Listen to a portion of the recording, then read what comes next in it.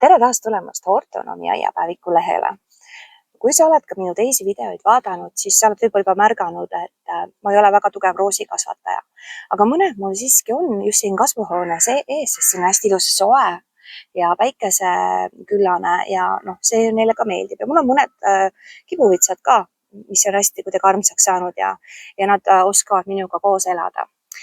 Aga sel kevadel, mul aprillis tütre sünnipäev, sel kevadel kingiti ka temale üks potiroos. Tegelikult on nende potitaimedega üks selline lugu, et mitte keegi ei peaks tundma ennast halvasti, kui ta ei pea vastu kauem kui näiteks mõni, ma ei tea, lõikelill. Nad ongi tegelikult mõeldud niimoodi lihtsalt kinkimiseks. Et see ei käigi ainult nende potirooside kohta, vaid kõik igasugused muud varretud, priimulad, ajatatud nartsissid või mis iganes, et ärge tundke ennast halvasti, kui mõne aja möödudes lähevad koledaks. Küll aga neid potiroose, mis ei ole silmastatud, vaid nemad on omajuursed, nemad on pistikus kasvatatud.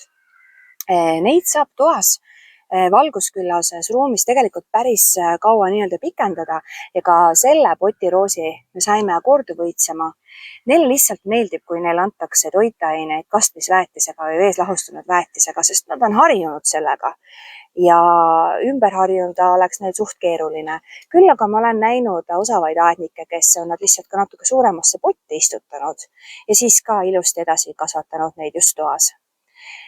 Olen ka kuulnud, et kes on rohkem pühendunud, on selliseid veel suuremasse potti istutanud ja ka näiteks keldris üle talve hoidnud. Aga mul ei ole absoluutselt mitte mingit huvi endale neid potte juurde tekitada, mida ma pean ühest kohast teise tassima.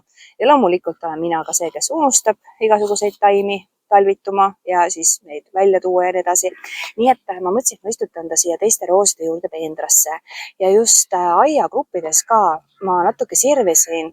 Mitmed ütlevad, et olgugi, et nad ei ole silmastatud roosid, vaid nad on juurutatud omajuursed, on nad tegelikult ka ilusti talved üle elanud ja on endale saanud tänu nendele potitaimedele väga ilusaid, huvitavaid taimi ja just neid värvinüansse. Nii et mina teen nüüd sama asja.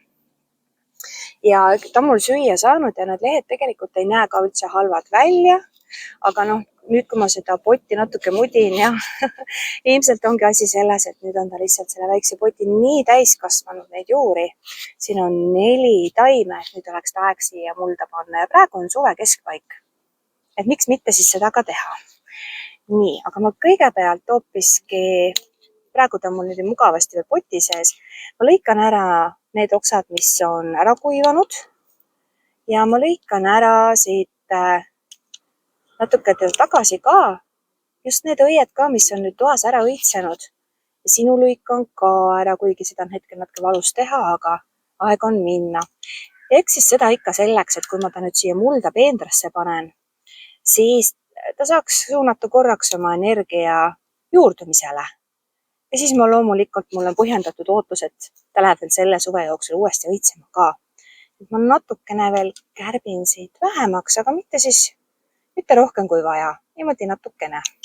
Ja selle nende floristi kääridega, millel on terav, piklik tera, on seda väga mugav teha. Mõnikord on need potiroosid töödeldud kasvupidurdajatega, aga mõnikord nad ongi sellised madalakasvulised. Et mõnikord võib niimoodi ka olla, et mõni taim hakkab hoopis kasvu viskama. Näiteks nagu juhtub nende potikallanhoedega, et nemad on sageli töödeldud kasvupidurdajatega, et nad oleksid siuksed nunnud, madalad ja kompaktsed ja siis õitseksid. Ja praegu ma siis need 4 taime eraldan üksteisest. Ja kuna nemad ei ole silmastatud, vaid on juurutatud, siis ma pean natuke mõtlema, kui sügavamale ma nad istutan. Ja hetkel mulle tundub, et ma teen hoopis niimoodi, mida muidu rooside puhul ei tehta, et ma istutan nad samale sügavusele, kui nad siin potis on kasvanud, aga sügisel siis muldan. See peenar praegu siin, seda ma olen multsinud oma koduse kompostiga, sellepärast ei paista ka praegu siin hästi välja, sest et on mullaga sama värvi. Ja mul on siia pandud nende teiste rooside jaoks ka siin hobusesõnnikut ja roosiväetist. nii et praegu, kui ma neid potiroose siin panen, ma kuidagi need 4 tükki hajutan siin kuidagi ära, siis ma praegu neile midagi juurde ei pane, sest ma tahan, et nad juurduksid ilusti ja tere. Varese proua käib mulle siin õhtuti teada andmas, et ta tuleb magama siia ühe puu otsa. Nii, istutan ja seekord istutan nad samale sügavusele. Nii, ahah, ja nüüd muidugi ei ole vähem tähtis kastmine, et tema ikkagi nagu roosid üldse, nemad tahavad palju juua ja ei tohiks läbi kuivada, eriti kuna ta on nüüd ka potis olnud alati kastetud ja tema isegi ei tea, mis põud on, nii et seda ma pean siin jälgima ja nähtavasti ma pean sellega uuesti multsima. Praegu ma rohkem midagi ette temaga ei võta, praegu on juuli keskpaik, aga selleks, et need ikkagi ilusti talvituksid, siis augusti teises pooles või septembris, sõltub ka natuke ilmast ja temperatuurist, mis meil on, siis ma oma roose väetan selle Horticumi sügisväetisega ja siin on hästi näha, et siin on MPK sätitud selliselt, et lämmastikku on vähem, ehk siis see võtab sellise rohelise massi kasvamise nagu tagasi, aga kaalium on just see, mis aitab siis taimedel puituda ja talveks valmistuda, et nad siis ka hästi talvituksid. Ja siis samamoodi nagu nende teiste peenraroosidega, et neid ma ka muldan.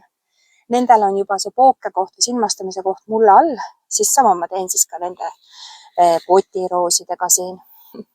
Aga nagu ikka, et tegelikult ei pea kõiki taimi päästma ja eks need, mis on ka kingituseks potis tulevad, et ega nad ei olegi mõeldud igavesteks või sellisteks.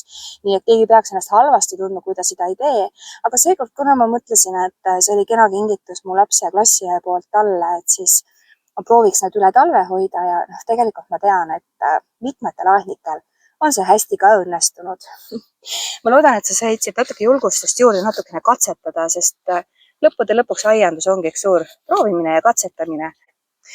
Mina vaatan nüüd üle, et mul on siin vaja teiste rooside ära õitsenud nupud ära lõigata ja see on ka hea sellepärast, et kui ma neid taimi lähemalt vaatan, siis ma näen ka, et kas on äkki leheteid või roositirt tagasi tulnud, et kas on ka vaja teda tõrjuda, aga sinule soovin ma toredat aiandamist.